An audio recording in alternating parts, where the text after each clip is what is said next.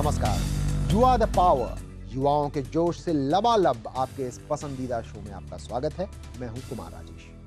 Cricket का खुमार आज हमारे देश में सिर चढ़कर बोल रहा है। अनगिनत युवा क्रिकेट को करियर के तौर पर अपनाने को बेताब हैं। तो आज हम आपको बताएंगे एक ऐसे दमदार युवा के बारे में जिसने क्रिकेट के मैदान पर तो सबों को अपने प्रतिभा से प्रभावित किया ही, मैदान के बाहर भी अब क्रिकेट के ही बदौलत टेलीविजन स्क्रीन पर क्रिकेट एक्सपर्ट के तौर पर वो एक जाना माना चेहरा है आज पूरे देश में। तो मिलिए सबा करीम से।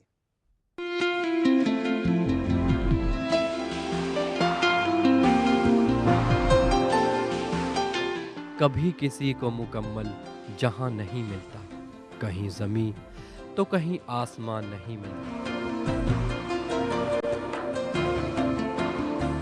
लेकिन कुछ लोग होते हैं जो अपना जहां खुद मुकम्मल करते हैं, और एक ऐसा ही नाम है सबा करीम का। सबा करीम, जिन्होंने अपनी मेहनत और लगन के बल पर जगह बनाई भारतीय क्रिकेट टीम में। एक विकेटकीपर बल्लेबाज के तौर पर भारतीय क्रिकेट टीम का हिस्सा रह चुके सबा करीम का सफर अभी खत्म नहीं हुआ है। ये सफर एक सफल क्रिकेट कमेंटेटर और एक्सपर्ट के रूप में अभी भी जारी है।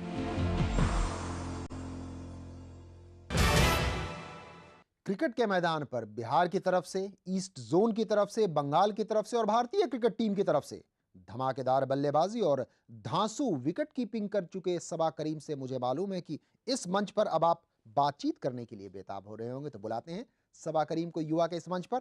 सबा, प्लीज आइए आइए, स्वागत है आपका। शुक्रिया, थैंक यू। क्रिकेट के मैदान पर आपको लोग देख चुके हैं, टेलीविजन एक्सपर्ट के तौर पर आपको लोग देख चुके हैं। आज जरा गुफ्तगू की जाए। जरूर जरूर। सबसे पहले आज जितने भी लोग देख रहे हैं, खास तौर पर युवा, उनके लिए करियर के तौर पर क्रिकेट अब खुल गया है। पहले लोग शौक के तौर पर खेलते थे।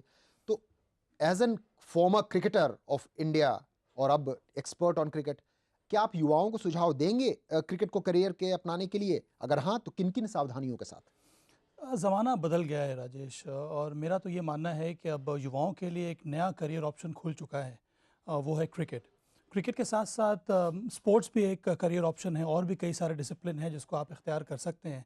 पर अभी जो हालत हैं भारत में, उस लिहाज से तो यही कहूँगा कि क्रिकेट एक बड़ा ही अच्छा करियर ऑप्शन है। जहाँ तक कि सावधानी का सवाल है, सबसे बड़ी सावधानी तो यही है कि आपको एजुकेशन के साथ साथ लेकर चलना होगा, तभी आपका बैलेंस अच्छा हो सकता है। क्योंकि क्रिकेट में ना ही केवल आप जब आप एक्टिव हैं तब आपके लिए करियर ऑप्शन है, पर एक बार रिटायरमेंट के बाद भी बहुत सारे एवेन्यूज़ हैं जो आपके लिए खुल जाते हैं। जैसे कि ब्रॉडकास्टिंग है, कोचिंग है, अंपायरिंग है, उसके साथ साथ कंसल्टेंसी है, बहुत सारी चीज़ें हैं।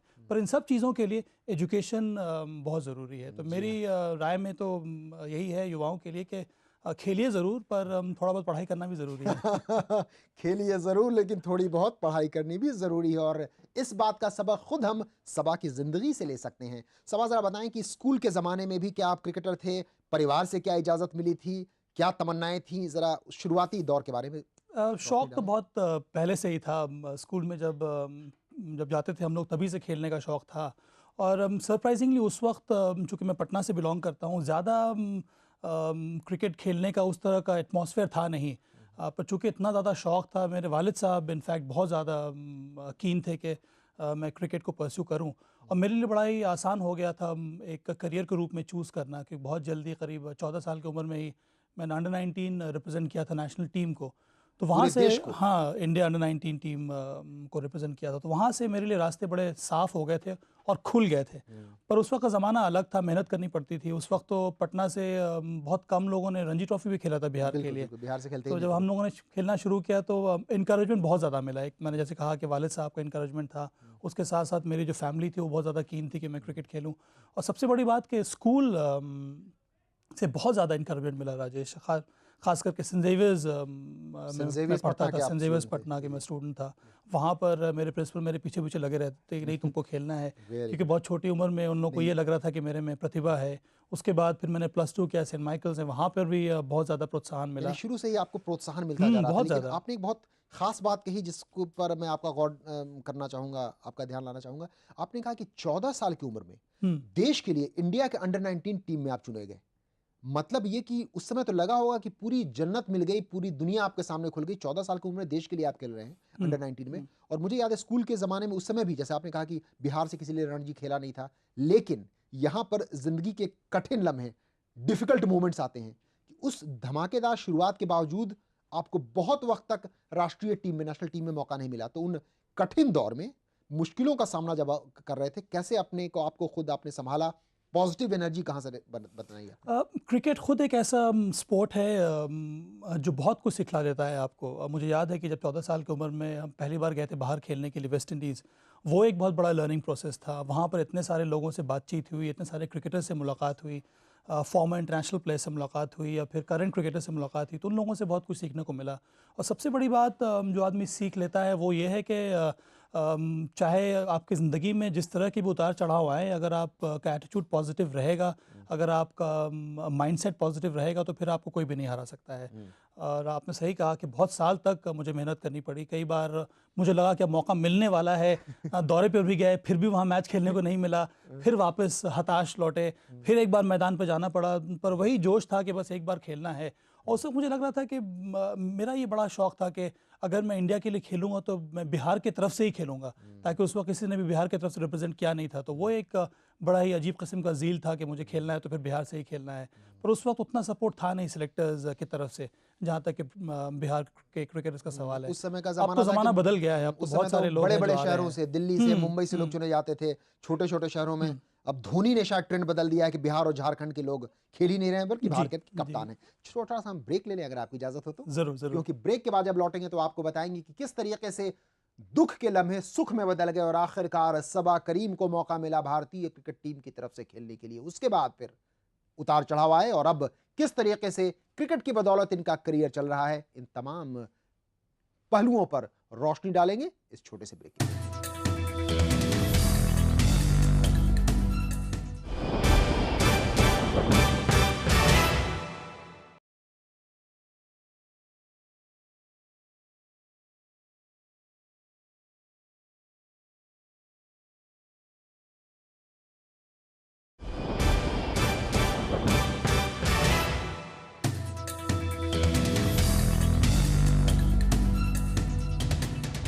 ब्रेक के बाद एक बार फिर आपका स्वागत है अपने खुद के पसंदीदा show you are the power में। और एक पावरफुल युवा सबा करीम हमारे साथ बने हुए हैं, क्रिकेटर और अब टेलीविजन एक्सपर्ट।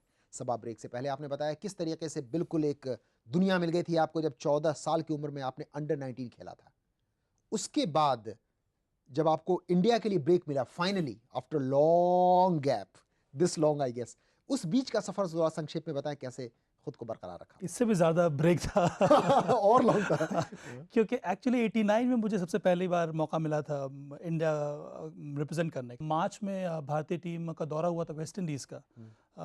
दिलीप वेंगसाकर हमारे कैप्टन थे कैप्टन थे। और उस टीम का मैं भी मेंबर था।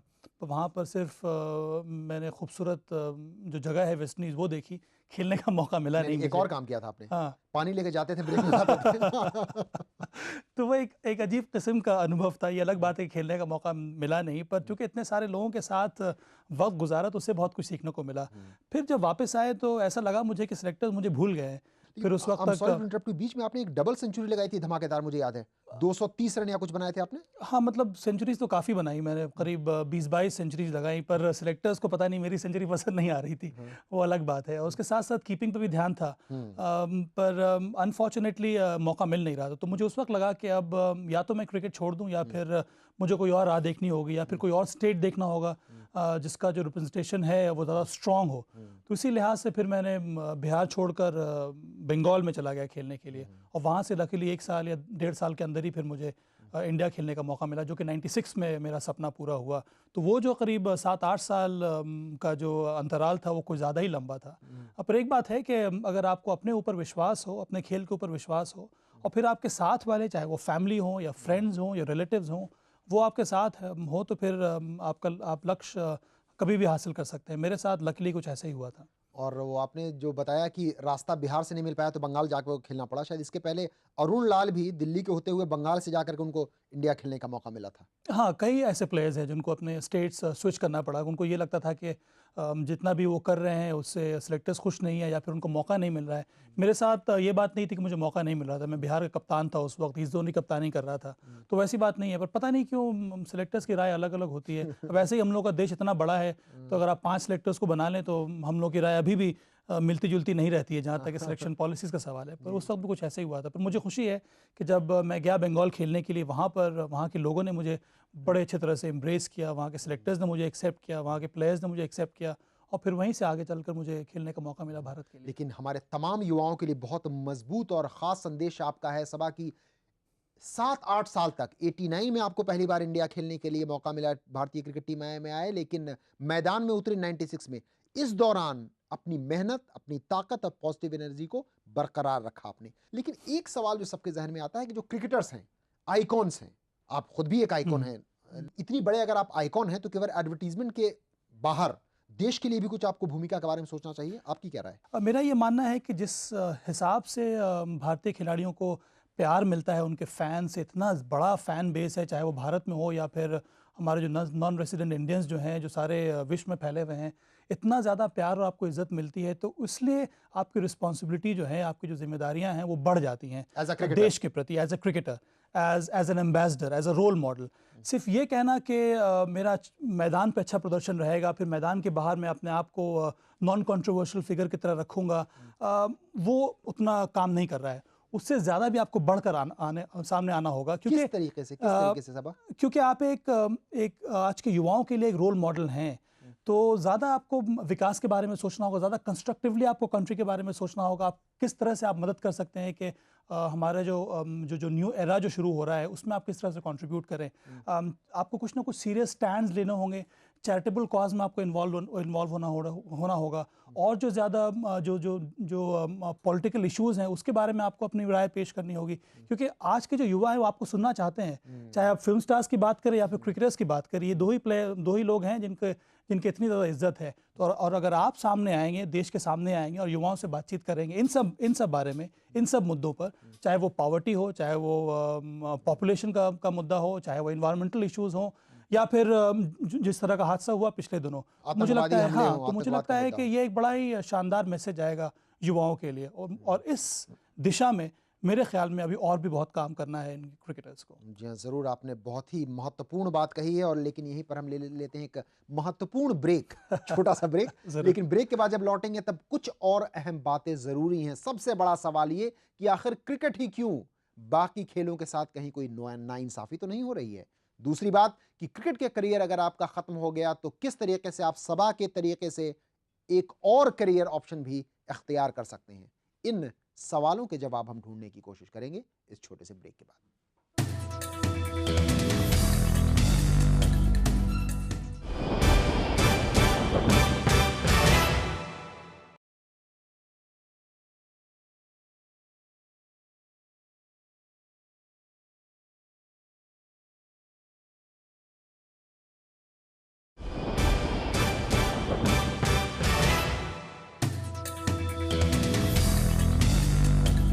एक बार फिर आपका स्वागत है अपने पसंदीदा शो यू आर द पार में, और लगातार हम बने हुए हैं सबा करीम के साथ।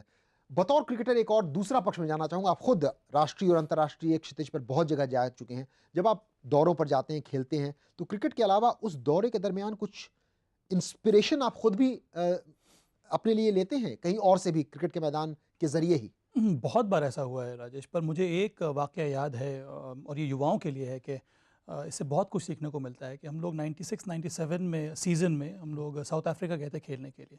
वहाँ पर दूसरा टेस्ट मैच हुआ था केप टाउन में। तो टेस्ट मैच, पहला दिन के टेस्ट मैच के लंच ब्रेक में खबर ये आई कि नेल्सन मंडेला जो हैं वो आ रहे हैं मिलने क्या के लिए। बात है। तो हम सब लोग बहुत बड़े खुश हुए कि भाई अब इतनी बड़ी हस्ती आ रही है मिलने के लिए। तो मैदान के बीच में ही हम लोग लाइन लगा के खड़े हो गए। एक तरफ साउथ अफ्रीकन टीम, एक तरफ इंडियन टीम। सचिन तेंदुलकर हमारे कप्तान थे। जैसे नेल्सन मंडेला आए, पहले सचिन तेंदुलकर ने उनसे हाथ मिलाया, फिर वो सबको इंट्रोड्यूस किया उन्होंने।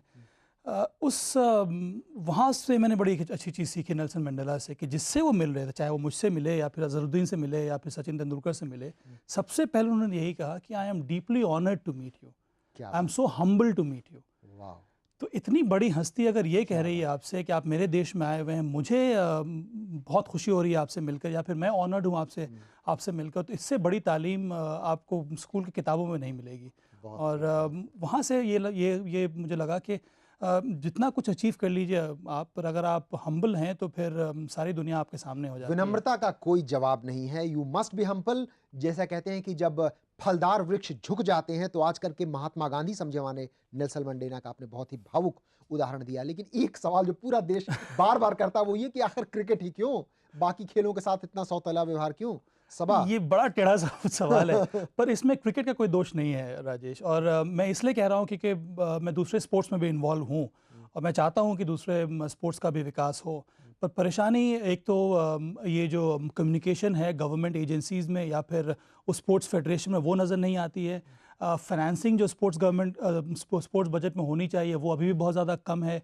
जो प्रोफेशनल एटीट्यूड हम लोग को होना चाहिए स्पोर्ट्स फेडरेशन की तरफ से, वो देखने को नहीं मिलता है। यही रस्साकशी की वजह से ये जो डिसिप्लिन्स हैं, जो स्पोर्ट्स हैं, वो मार, फुटबॉल की बात करें या फिर हॉकी की बात करें या फिर बॉक्सिंग की आप बात कर लें, खेल तभी बड़ा होगा, अच्छी तरह से होगा अगर आप खेलने वालों का ख्याल रखेंगे। क्रिकेट में पॉजिटिविटी क्या है? क्रिकेट से इतना ज़्यादा लगाव भारतवासियों को इस वजह से है कि ये एक ऐसा गेम है जिससे बहुत ज़्यादा नेशनल प्राइड इन्वॉल्व है। ये एक ऐसा गेम है जिसके वजह से हम लोगों को 10 या 12 देशों में कम से कम ग्लोबल रिकग्निशन हासिल है।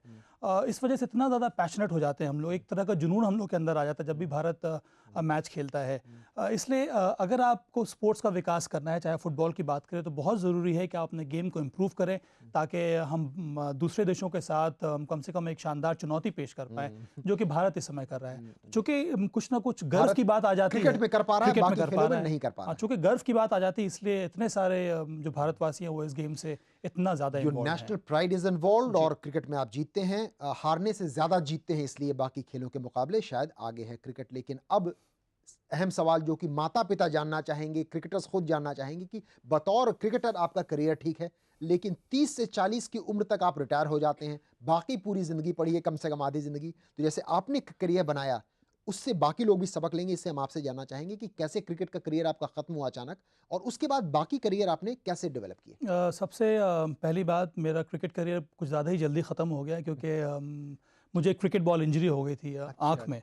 इंडिया की तरफ से मैं खेल रहा था एक दिवसीय मैच और कीपिंग करते वक्त मुझे चोट लगी आंख पे? हाँ, उसके बाद मेरे जो विज़न है राइट आई का वो ख़राब हो गया और अभी तक परमानेंट डैमेज हो गया, जिसकी वजह से मैं आगे खेल नहीं पाया।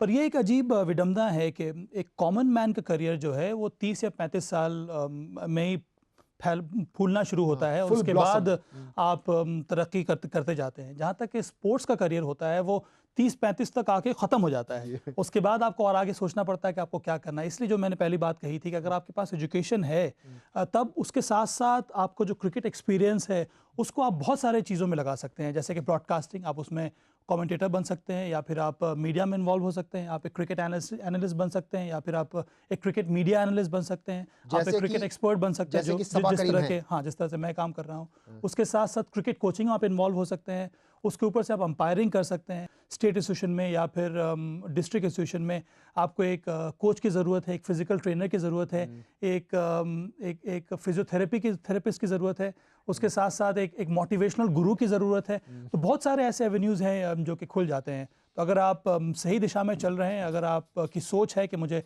क्रिकेट के बाद भी कुछ ना कुछ अपने करियर में बनना है, तो फिर क्रिकेट रिलेटेड कई सारी एक्टिविटीज़ है जिसमें आप अपने आप को क्या इन्वॉल्व बात, कर सकते इतनी हैं। सारी एक्टिविटीज आपने गिना दी कि लोगों को खुद जज करना पड़ेगा इसमें कौन चुनूं कौन छोड़ूं। हाँ, ये भी ऑप्शंस हैं कि अब आपको डिसाइड करना होता है जिसमें आपको एक्सपर्टीज है उसको आप फॉलो कर सकते हैं। Will IPL and ICL help? ICL और आईपीएल जैसे टूर्नामेंट्स की शुरुआत, इससे भी और विकल्प खुल जाते हैं? बहुत ज़्यादा खिलाड़ी के तौर पर भी, खिलाड़ी के तौर पर बात भी? खिलाड़ियों के लिए तो बहुत ज़्यादा अब प्लेटफॉर्म जो है बहुत बड़ा हो गया है। पहले हमारे ज़माने में सिर्फ ये था कि अगर आप भारत के लिए खेलेंगे तभी आपके फाइनेंशियल सिक्योरिटी आपको मिलेगी। अब ऐसा नहीं है, अब आप डोमेस्टिक क्रिकेट खेलें, रणजी ट्रॉफी खेलें, तब भी आपकी फाइनेंशियल सिक्योरिटी जो है वो बढ़ जाती है। उसके साथ साथ ये जो दो आपने नाम लिया आईपीएल और आईसीएल की वजह से अब युवा प्लेयर्स को, यंगस्टर्स को, डोमेस्टिक क्रिकेटर्स को एक और माध्यम है जहाँ से वो पैसा कमा सकते हैं। मैनेजमेंट एक और एवेन्यू है जो फॉर्मर क्रिकेटर्स अपने आप को इन्वॉल्व कर सकते हैं। स्पोर्ट्स मैनेजमेंट एक ऐसा क्या बात। एवेन्यू है जो कि खुल चुका है। आईपीएल में बहुत सारे फॉर्मर क्रिकेटर्स इन्वॉल्व हैं, कोच के तौर पर, मार्केटिंग एजेंट्स के तौर पर। आपने अपने भविष्य के लिए कुछ और भी सोचा है इतने सारे विकल्पों के बाद? मतलब अभी भी आपकी पूरी जिंदगी माशाल्लाह पड़ी है। कोचिंग एक बड़ा ही शानदार विकल्प है। मुझे लगता है कि अब धीरे धीरे ऐसे भी मेरे पास जो रिक्वायर्ड कोचिंग की डिग्री है वो मैंने हासिल कर ली है, तो अब कोशिश यही है कि उसमें भी अब अपने आप को इन्वॉल्व करूँ ताकि अपना एक्सपीरियंस में बांटूँ। उसके साथ साथ एक स्पोर्ट्स मैनेजमेंट कंपनी मैंने लॉन्च की है हाल ही में। उसके थ्रू मैं इंटर स्कूल स्पोर्ट्स में आना चाहता हूँ। क्रिकेट से मैं शुरुआत कर रहा हूँ, फिर इसके आगे फुटबॉल है, हॉकी है, आर्चरी है। इन सब चीज़ों में भी मेरी क्या रुचि है, तो कोशिश यही है कि इन सब चीज़ों में भी अब इन्वॉल्व हो जाऊँ। आप जिस चीज में भी इन्वॉल्व हो, सफलता जरूर आपके कदम चूमेगी। आपसे बातचीत करके मुझे भी पॉजिटिव एनर्जी कुछ मिल रही है, दर्शकों को तो जरूर मिल रही होगी। शुक्रिया। लेकिन अब आपकी शख्सियत के बारे में जानने के लिए हमारी परंपरा है इस शो में कि कुछ हम फटाफट सवाल करेंगे, कुछ शब्द बोलेंगे, ज़रूर। उस पर आपकी रिएक्शंस का हमें इंतजार होगा। रेडी?